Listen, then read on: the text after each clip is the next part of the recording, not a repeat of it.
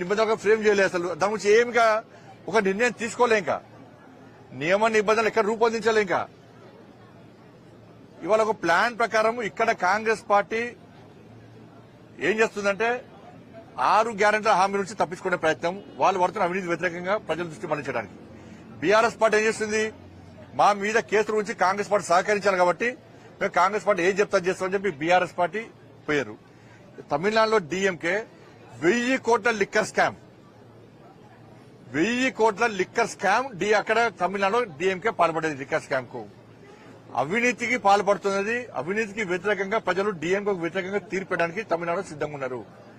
దాని నుంచి ప్రజల దృష్టి మళ్లించడానికి ఇదంతా పక్కా ప్లాన్ గా చేస్తున్నారు. కానీ ప్రజలు ఎవ్వి పట్టించుకోరు. ఇవాళ అమిత్ షా గారు చెప్పారు, రాజ్నాథ్ సింగ్ గారు చెప్పారు, దక్షిణాదిలో సీట్లను తగ్గించే ప్రయత్నం మేము చెయ్యము, అటువంటి ఆలోచన లేదు, డీలిమిటేషన్ సంబంధించి ఒక నిర్ణయానికి మేము రాలేదు, దానికి ఏమి నియమ నిబంధనలుగా పెట్టలేదు మేము అని చెప్పి క్లారిటీ ఇచ్చినప్పుడు కూడా వాళ్ళ అవినీతిని తప్పించుకోవడానికి, ప్రజల దృష్టి మళ్లించడానికి, లిక్కర్ స్కామ్ నుంచి డీఎంకే తప్పించుకోవడానికి ఇవాళ ఈ కొత్త దుకాణాన్ని స్టార్ట్ చేశారు. అదంతా కూడా ఒక మాఫియా మూట. ఇలా డీఎంకే అక్కడ మద్రాసులో జరిగేది ఒక మాఫియా మూటా సమావేశం అది.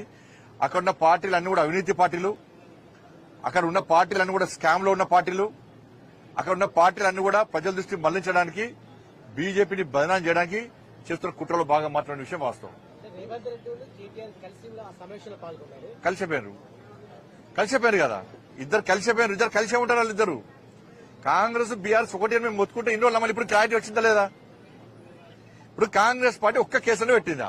మళ్ళీ చెప్తా నేను, కాళేశ్వరం కేసు నోటీస్ ఇయ్యలే, విద్యుత్ కొనుగోళ్ల స్కాము విచారణ అయిపోయిందట. కానీ కేసీఆర్ ఇంత అసలు దాని ఆరోపణలు ఉన్న వ్యక్తి కేసీఆర్ గారి కనీసం విలువలకు నోటీస్ ఇయ్యలే, విచారణ పూర్తయిపోయిందట. మరి విచారణ పూర్తయిపోయిన రిపోర్ట్ ఏమైంది? ఫోన్ ట్యాపింగ్ ఏమైంది? ఇవాళ ఏమైంది?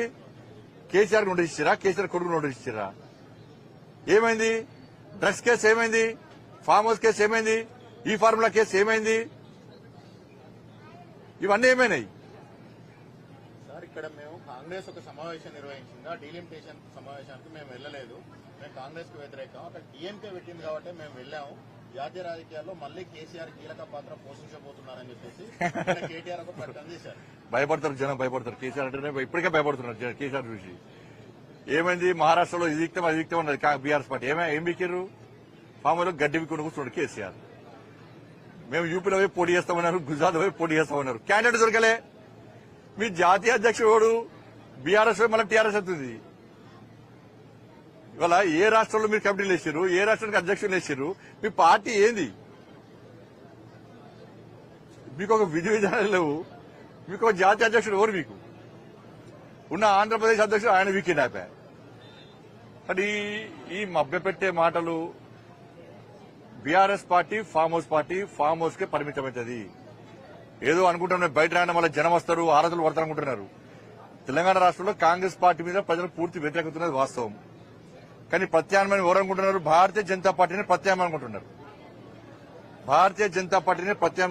అందుకే మొన్న జరిగిన ఎమ్మెల్సీ ఎన్నికల్లో భారతీయ జనతా పార్టీ అనుకూలంగా తీర్పునిచ్చారు. ఇక్కడ నెక్స్ట్ ఏర్పడేది భారతీయ జనతా పార్టీ ప్రభుత్వం, నరేంద్ర మోడీ రాజ్యం, రామరాజ్యం తెలంగాణ రాష్ట్రంలో రాబోతున్నది ముమ్మాడికి నిజం. బీఆర్ఎస్ పార్టీని పట్టించుకునే స్థితిలో లేరు, వాళ్ళ క్యాడర్ లేదు, లీడర్షిప్ లేదు, కొట్టాడే కెపాసిటీ వాళ్ళకి లేదు. సార్, రాజ్నాథ్ సింగ్ అమిత్ షా ఇద్దరు సీట్లు తగ్గవు అని మాత్రమే అంటున్నారు, సీట్లు పెరగవు అని హామీ ఇవ్వట్లేదు. అక్కడ మాత్రమే పెరుగుతాయి, పెరిగే సీట్లన్నీ, అందుకే అఖిలపక్షం అని చెప్పేసి. తగ్గవు అంటే ఏమన్నట్టన్నా? డీలిమిటేషన్ అంటే తగ్గవు అంటే ఏమన్నట్టు? పెరుగుతానట్టే కదా. తగ్గకుండా వాటికి అడ్జస్ట్ చేయదు కదా. తగ్గవు అంటే ఏమన్నట్టు? వీళ్ళు తగ్గిస్తారని అంటున్నారు. వీళ్ళు తగ్గించే ప్రయత్నం చేస్తున్నట్టు తగ్గవు అని చెప్పన్నారు. కాబట్టి ఇంకా దానికి విధి విధానం రాలే. ఇంకా నేను డీలిమిటేషన్ సంబంధించి ఇంకా విధి విధానం రాలేదు. తగ్గుతాయి పెరుగుతాయి ఇంకా క్లారిటీ లేదు. లేనప్పుడే మీటింగ్ పెట్టుకుని తమిళనాడు ఎన్నికలు జరగబోతున్నాయి, క్లారిటీ చెప్తున్నాం, ఎన్నికలు జరగబోతున్నాయి. 1000 కోట్ల లిక్కర్ స్కామ్ లో డీఎంకే దాన్ని ఇరికింది. ప్రజలకు సమాధానం చెప్పుకోలేని స్థితి. అన్ని స్కామ్లు, అవినీతి ఆరోపణలు పుట్టగోలుగా, అవినీతి ఆరోపణలు అడ్డగోలుగా వస్తున్నాయి డీఎంకే మీద. వాటి మీద ప్రజలకు సమాధానం చెప్పలేని పరిస్థితి. కాబట్టి ఈ దక్షిణాది పేరుతోని ప్రజలు ఎవ్వి నమ్మరు. దక్షిణాదిలో నెక్స్ట్ వికసించేది కమలం. తెలంగాణలో వస్తున్నది, ఆంధ్రప్రదేశ్లో మా రాజ్యం ఉన్నది, కర్ణాటకలో కాంగ్రెస్ పార్టీ వ్యతిరేకత ఉన్నది, బీజేపీ రాజ్యం రాబోతున్నది, తమిళనాడులో డీఎంకే తీసుకుపోయి ఆ సముద్రంలో కలిపే ప్రయత్నం చేస్తున్నారు, ఆడ బీజేపీ రాజ్యం రాబోతున్నది. కాబట్టి దక్షిణాదిలో వీసేది కమలం, భారతీయ జనతా పార్టీ గడుపు మోడీ రాజ్యం. ధన్యవాదాలు. నార్త్ లో జనాభా ఎక్కువ పెరుగుతుంది, సౌత్ లో జనాభా తక్కువ ఉంది, కాబట్టి జనాభా ప్రాతిపదికన డీలిమిటేషన్ వద్దని చెప్పేసి వారు వాదన. ఇంకా దానికి ఏం అనుకోలే కదా. ఇప్పుడు కొన్ని రూల్స్ ఫ్రేమ్ చేస్తే దీని ప్రకారం మేము డీలిమిటేషన్ చేస్తున్నాము అని చెప్పి కేంద్రం ప్రకటించాలి. అప్పుడు వాళ్ళ యొక్క ఆలోచనలను వాళ్ళ యొక్క సూచనలు పెట్టాలి. ఇంకా ఏం లేదని చెప్పి ఆడలేదు చూడలేదు కొడుకులు సోమనిగా ఉన్నట్టు ఏం లేనే లేదు దాని మీద. ఇక ఆ ప్రయత్నాలు ప్రారంభం కాలే, అంత ప్లాన్ ఇదంతా కూడా. ఎప్పుడైతే అమిత్ షా గారు, రాజ్నాథ్ సింగ్ గారు క్లారిటీ ఇచ్చిన తర్వాత దక్షిణాది రాష్ట్రాల్లో కూడా ప్రజల లోపల క్లారిటీ వచ్చేసింది. వీళ్ళ జిమ్మికులు చెల్లాయి. ఈ మూట అంతా కలిసి ఏం చేసినా కూడా ఆ చెంబలేలు మూటలకన్నా వీళ్ళు కూడా చెంబలేలు మూట అంతా ఒక్కటే రాత్రి అంతా దొంగతనాలు చేసి రాత్రి కూడా అందరూ కలిసి పంచుకుంటారట. వీళ్ళు కూడా అందరు కలిసి ఉన్నట్టుండి ఈయన నువ్వు రాష్ట్రాన్ని పంచుకో దోసుకో, నువ్వు రాష్ట్రాన్ని దోసుకో, మనం అన్ని రాష్ట్రాలు దోసుకుంటున్నాం మనం తప్ప ఇంకోళ్ళు ఈ రాష్ట్రాలను పాలించదు, దోసుకున్నా దాచుకున్నా మనం వేసుకోవాలని చెప్పి వీళ్ళందరూ కలిసి పంచుకునే ప్రయత్నం చేస్తున్నారు. పార్టీ అధ్యక్ష పదవి విషయంలో ఒక చర్చ సాగుతుంది. ఒకవేళ బండి సంజయ్ గారికి మళ్ళీ అవకాశం వస్తే రాష్ట్ర అధ్యక్ష పదవి స్వీకరిస్తారు. నేను లైన్ లో లేను, నాకు కేంద్ర హోంమంత్రి శాఖ ఇచ్చారు నాకు. కాబట్టి ఏ కార్యకర్తని కూడా కమిట్మెంట్ తో పార్టీ కోసం సిద్ధాంతం కోసం పనిచేసే కార్యకర్త పార్టీ నిబంధనలకు అనుగుణంగా పనిచేయాలి.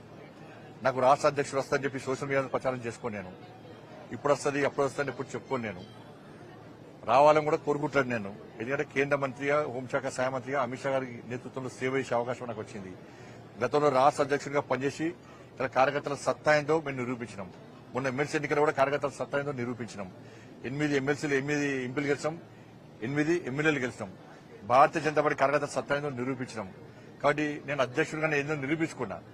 కాబట్టి నేను అందరి లెక్క ఏదో ఇప్పుడే వస్తుంది అప్పుడే వస్తుంది వచ్చింది నన్ను కలవండి అని చెప్పి చెప్పుకునే ప్రయత్నం మా పార్టీలో జరగదు. అది అటువంటి పద్ధతి మా పార్టీలో ఉండదు.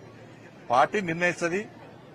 ఇంకొకటి చెప్తున్నా, సోషల్ మీడియాలో ఎవరి పేరు వస్తుందో ఎవరి పేరు